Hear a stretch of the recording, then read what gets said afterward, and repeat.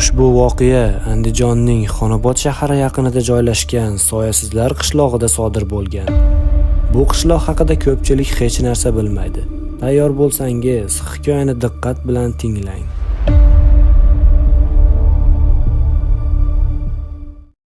Hammaga salom. Hikoyani boshlashdan oldin sizlarga bitta narsani aytib o'tmoqchiman. Men YouTube'ga kirib kelishim aynan xuddi shunday audio hikoyalarga bog'liq. Avvallari audio hikoya tinglashga qiziqardim. Shu sababli audio hikoya chiqarishga qaror qildim va YouTube'ga o'zimni audio hikoyalarimni joylay boshladim. Keyin esa asta-sekinlik bilan animatsion hikoyalar va SCP'larga qadam bosdim. Xullas, o'zimni yangi YouTube kanal ochgan paytimni eslab, yangi audio hikoya chiqarishga qaror qildim. Bu hikoya ozgina bo'lsa ham qo'rqinchli bo'ladi degan umiddaman. Hikoyani tinglashdan oldin videoga like bosing va kanalga obuna bo'lishni unutmang. Tayyor bo'lsanglar, qani unda hikoyani boshladik. Men tug'ilib o'sgan qishloq g'alati joy edi. Ba'zida tinch, osoyishta, hatto zerikarli ko'rinsa, ba'zida esa juda qo'rqinchli va g'ayritabiiy bo'lib ketardi. Ko'chalarda odamlar odatdagidek yurishardi, lekin kimdir doim orqasiga qarab qo'yardi. Go'yo kuzatib turgan bir narsa bor. Kechalari esa hech kim ko'chaga chiqmaydi. Nega deysizmi? Chunki bu yerda nimadir bor. Bolaligimda bu gaplarga uncha ahamiyat bermasdim. Ammo so'nggi paytlarda qishloqda g'oyib bo'layotgan odamlar, g'alati tovushlar va tushunarsiz soyalar meni ham bezovta qila boshladi. Bir kuni kechqurun do'stim Hasan bilan gaplashib turib, qishloqning chetidagi eski qulagan uy haqida eshitib qoldik. U uyda kimdir yashaydi degan mish-mish bor edi. Ba'zilar u yerga kirgan, lekin ortga qaytmagan. Bilasanmi Bilol, dedi Hasan pichirlab. Otam aytgan, ilgari bu yerda bir odam yashagan, lekin u odam emas, odam bo'lib ko'ringan maxluq bo'lgan emish. Odamlarning qo'rquvini yeb, ular orqali kuch olarkan. Ertaklarga ishonma Hasan, dedim kulib. Agar ertak bo'lsa, nega o'sha uyga hech kim bormaydi? Shu gap menga ta'sir qildi. O'sha kecha uyqum kelmadi. Oynadan tashqariga qarab yotardim. Shamol daraxt shoxlarini tebratar, osmonni qop-qora bulutlar qoplagandi. Keyin qandaydir sharpani ko'rdim. Uzoqroqda qishloqning chetida u turgan edi. Yelkasi qiyshaygan, bo'yi haddan tashqari baland va eng qo'rqinchlisi, u menga tikilib turardi. Yuragim gupillab urib ketdi. Ko'zlarimni uqalab qayta-qayta qaradim. Hech kim yo'q edi. Oradan bir hafta o'tdi.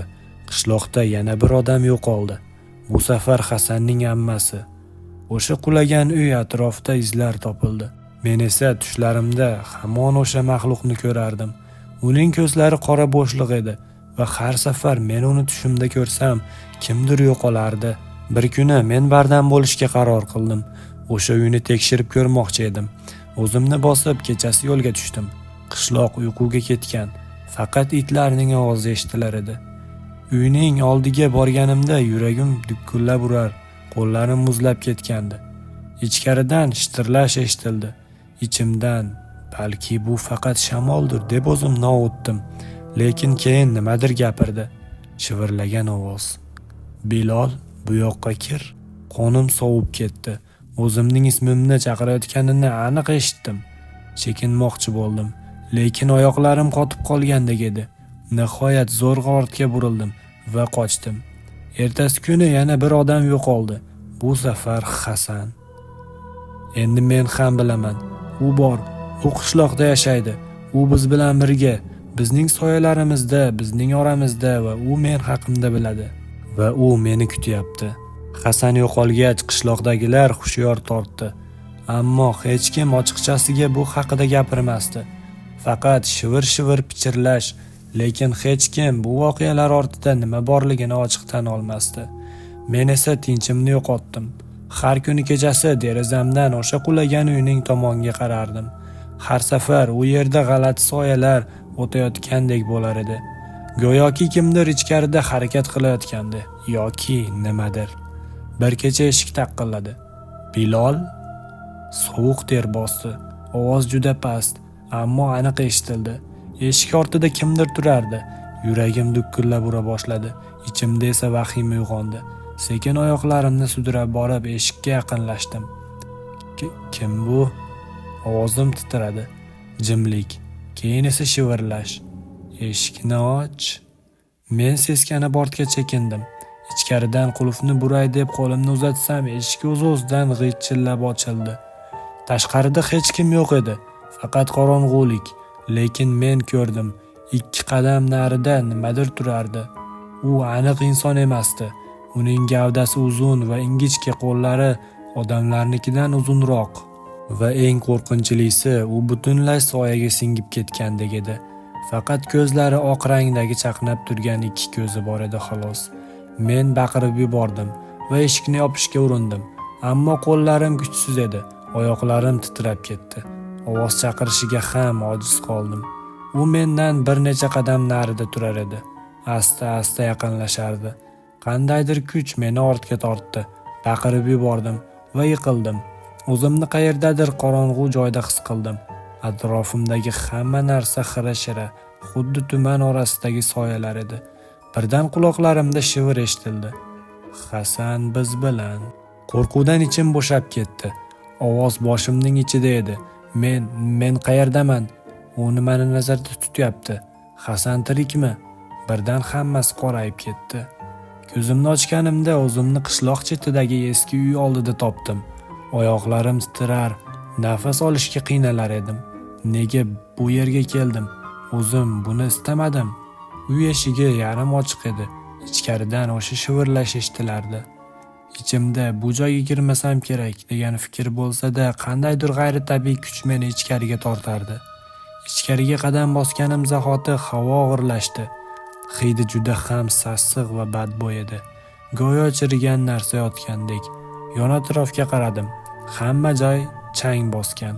Devorlar yoriq, eski mebellar chirigan, lekin bir narsa menga ko'rinmasdan ta'sir qilayotgandi. Bilol? Bu safar aniq eshitdim. Baland ovozda Hasan meni chaqirganday bo'ldi. Hasan deb baqirdim. Ichkaridan shitirlash eshitildi. Yuragim yana dukurlab urdi. Qo'rquvni yengishga harakat qilib oldinga yurdim. Birdan oyoqlarim nimagadir qoqildi. Pastga qarasam, Hasanning kiyimi edi. Bu dahshat edi. Hasanning yo'qolgan kuni bu shuni kiyib yurgan edi. Ichimdagi vahima yanada kuchaydi. Keyingi xonaga yurib bordim. Birdan devordagi yoriqlardan qora suyuqlik suzib chiqdi. Yo'q, bu suyuqlik emas edi, balki bu qo'llar, insoniy shakldagi qora uzun barmoqlar, qo'llar. Ular menga intildi. Shoshib ortga tisarildim, ammo orqamda ham ular bor edi. Shivirlar kuchayib butun xona qorong'ulab ketdi. Biz bilan qol, unga qo'shil, sen ham biznikisan degan so'zlar quloqimga urildi. Birdan hamma narsa tinchib qoldi. Quloqlarim shang'illadi. Nafasim tiqilib qimirlay olmadim. Keyin o'sha narsani ko'rdim. U to'g'rimda turardi. Gavdasi uzun, qop-qora, oyoqlari orqaga qayrilgan va u jilmayib turardi. Bu tirik maxluq emas edi. Bu qorong'ulik edi. U jismga ega bo'lishga intilayotgan soyadan yasalgan dahshat edi. Men baqirdim, lekin ovozim chiqmadi. Keyin hamma narsa qorayib ketdi. Ko'zimni ochganimda tong otayotgan edi. O'zimni qishloq chetidagi dalada topdim. Boshimga tushunarsiz fikrlar kela boshladi. Men bu yerga qachon kelib qoldim? Nega hammasi esdan chiqib ketyapti? Shu payt qishloq tomon yurganimda odamlarning vahimali pichirlashini eshitdim. Ular nimalarnidir gapirishardi, ammo ovozlari juda ham past edi. Birdan onamni ko'rib qoldim. U yugurib kelib meni bag'riga oldi. "Sen qayerda eding?" dedi yig'lab. Men ovozim titradi. Atrofdagilar ham menga qarashardi. Keyin eng qo'rqinchli so'zlarni eshitdim. "Bilol", dedi qari bir ayol. "Sen nega ketganingdan beri 1 oygacha qaytmagansan?" 1 oy? Men kecha yo'qolgan edim-ku. Bu qanday bo'lishi mumkin? Atrofdagilar jim bo'lishdi. Keyin birov shivirlagancha dedi. "Qarang, uning soyasi yo'q." Men yerga qaradim. Quyosh porlab turibdi, lekin meni soyam yo'q edi. Orqamdan esa allaqanday shivir eshitildi. "Endi sen ham biznikisan." Atrofimdagilar jim turishardi. Ba'zilar lablarini qattiq qimtishgan, ba'zilar esa xuddi jinni odamni ko'rgandek hayrat bilan menga termulishardi. Onamning qo'llari titrab ketdi. U o'rnidan asta orqaga tisarildi. Bu senmisan o'g'lim, dedi ovozi qaltirab. Uning ko'zlarida shubha bor edi, xuddi men haqiqiy emasdek. Onajon, bu menman, dedim shosha-pisha. Men kecha yo'qolgan edim, nahotki bir oy o'tgan bo'lsa. Birdan qishloq oqsoqoli bobom menga sinchiklab tikildi. Uning qovjiragan qo'llari tesha tegmagan soqolini silab jiddiy ohangda gapirdi. Bu bola boshqa narsa bo'lib qaytib kelgan. Atrofdagilar pichirlashdi. Onam esa bo'g'iq ovozda dedi: "O'g'limga bunaqa tuhmat qilmang." Lekin bobom barmoqlari bilan yerga ishora qildi. Uning soyasi yo'q. Hamma boshini egib yerga qaradi. Haqiqat aniq edi. Mening oyog'im ostida hech qanday soya tushmagan. Quyosh charaqlab turgan bo'lsa ham qo'rquv ichimni kemira boshladi. Ichimda bir his uyg'ondi. Men qandaydir yomonlikni olib kelgan edim. Shu payt bolalardan biri qo'rqa-pisa so'zlashdi. Hasan ham soyasiz bo'lib kelgan edi, keyin yo'qolib ketdi. Bu gapni eshitganimda yuragimni og'riq tuyg'u qopladi. Hasan? O'sha kechani eslashga urindim, lekin yodimda hammasi xira-shira edi. Esimda faqat o'sha shivirlagan tovushlar, qorong'u qo'llar va menga termulgan o'sha maxluq bor edi. Birdan tomog'imdan issiq qon ta'mi keldi. O'zimni yomon his qila boshladim. Yuragim og'rigancha yerga yiqildim. Oldimda bobom tiz cho'kdi. Uning ovozi qulog'im ostida g'ing'illadi. Sen hali o'zingning kim ekaningni ham bilmaysan, bolam. So'ng ohangini pasaytirib, faqat men eshitadigan qilib shivirladi. U seni qaytarib yubormagan. U seni o'zi bilan birga olgan. Oyoqlarim muzlab ketdi. Yuragim dupullab boshladi. Kim edim men? Qanday qilib men bir oy qayerdadir yo'q bo'lib qoldim? Nega hech narsani eslay olmadim? Nega mendan oldin Hasan ham shunday yo'qolib, so'ng soyasiz qaytib kelgan edi? Shu payt kimdir baqirdi. U ketishi kerak. Bu bola endi bizniki emas, o'zimizniki emas. Onam yig'lab menga intildi, lekin odamlar uni ushlab qolishdi. Men esa kuchsiz edim.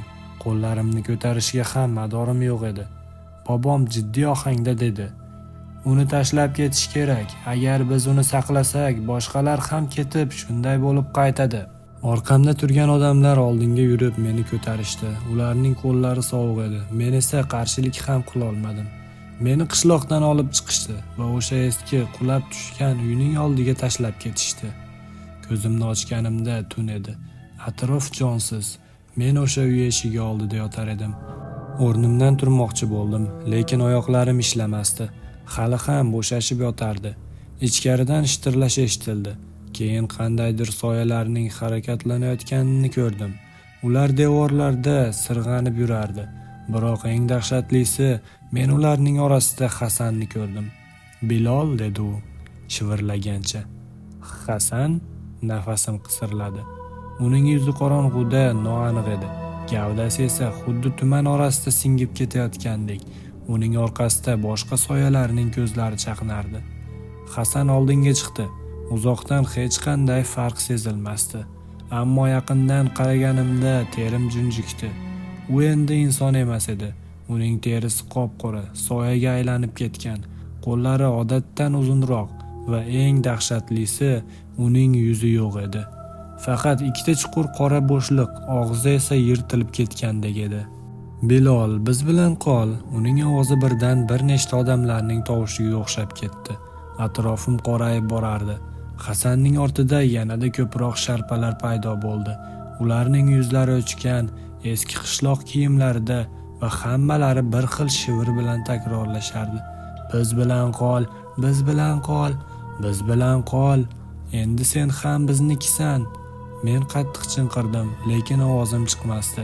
Keyin eng dahshatli narsa yuz berdi. Orqamdan qandaydir issiq nafas sezildi. Sekin burildim. U yerda o'sha maxluq turardi. Uning bo'yi juda ham uzun edi. Gavdasi mutlaqo qorong'ulikdan iboratdek. Uning ko'zlari esa faqat oppoq yaltirab turar edi va keyin u jilmaydi. Jilmayish, lekin insoniy emas. Bu tabassum emas edi. Bu nima uchundir meni tanlagan maxluqning qoniqish ifodasi edi. "Endi sen biznikisan, Bilol", u pichirladi. Men baqirdim, lekin atrofimdagi barcha narsa qorayib ketdi. Qulog'im ostida faqat shivirlagan ovozlar eshitilardi.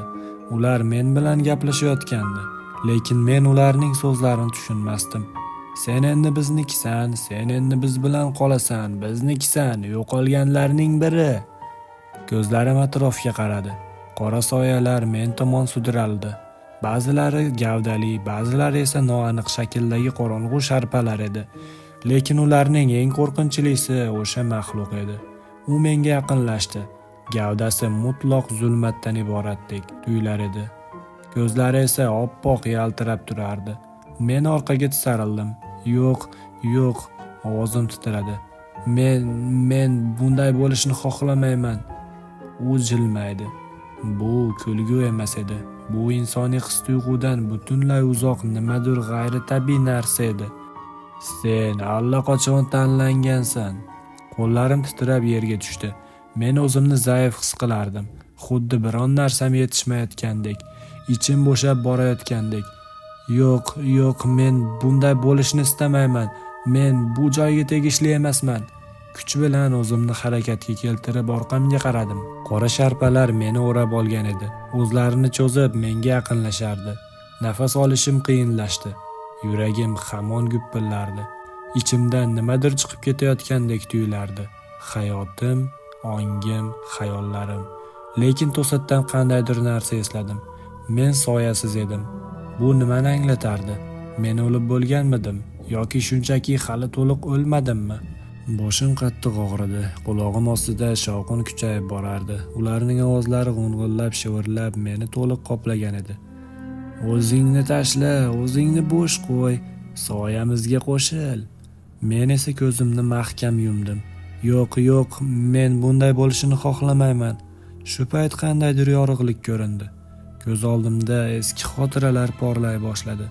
Bolaligim, onamning qo'llari, qishloqdagi yorug' kunlar, harorat, insoniylik.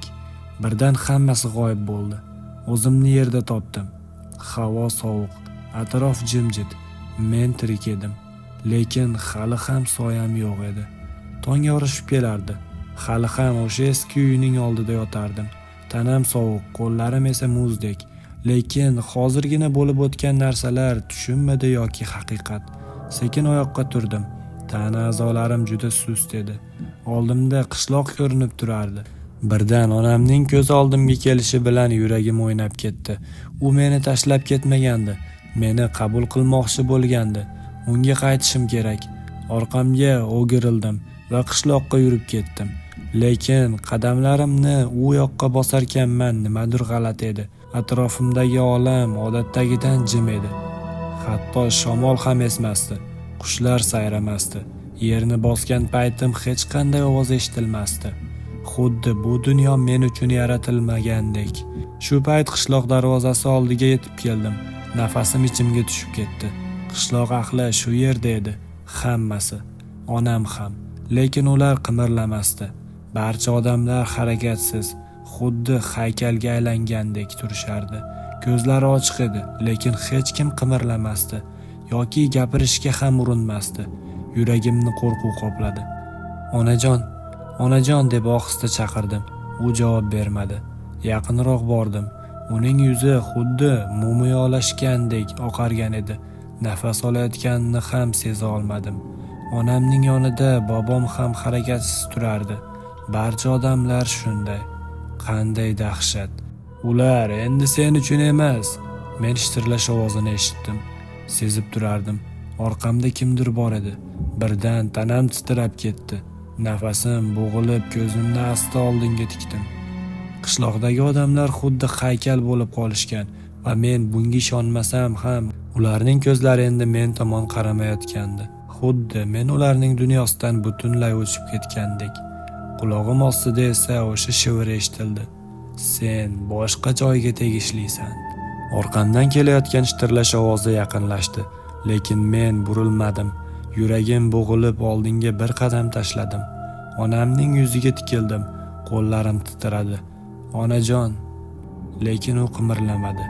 Onam yo'q edi. Qishloq yo'q edi. Hech narsa qolmagandi. Men yolg'iz edim. va men endi inson emas edim. Ushbu hikoyamizning davomi bor. Agar yaxshigina like, yaxshigina komment yig'sa, ushbu hikoyamizning davomini ham chiqaramiz. Sizlar bilan Bilol bo'ldi.